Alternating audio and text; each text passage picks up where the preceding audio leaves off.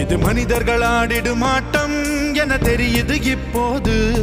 இது ஆண்டவன் ஆடிடும் ஆட்டம் என தெரிவது எப்போது.